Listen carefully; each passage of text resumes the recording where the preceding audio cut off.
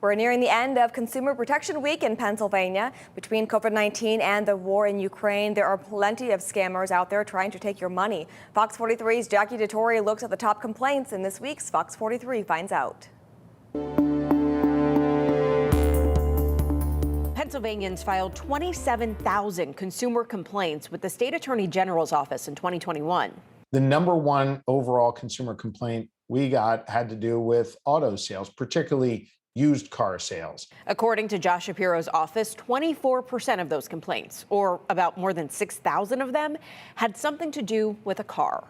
According to the latest data from the U.S. Bureau of Labor Statistics, used car prices have increased more than 40% in the past year. And I think the numbers have increased primarily because there are real supply and demand issues right now. The complaints aren't just because prices have gone up. That's expected with inflation and microchip issues.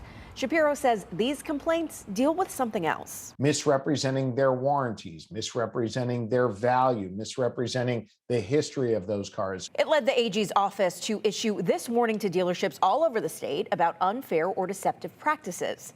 As Consumer Protection Week wraps up, he also wants to make sure people who are donating to help people in Ukraine are sending their money to people in need and not scammers. We see time and time again when there is a global crisis, when there is some natural disaster and people want to do good things, scammers show up and try and take advantage of that. Just make sure you ask yourself some common sense questions. Where will my money go? How will my money be used? When will it get to helping the people who are fleeing Ukraine, for example, if you're helping refugee organizations? That's the kind of questions that I want to encourage you to ask. And if you have a consumer story or scam you want me to look into, Fox 43 wants to find out.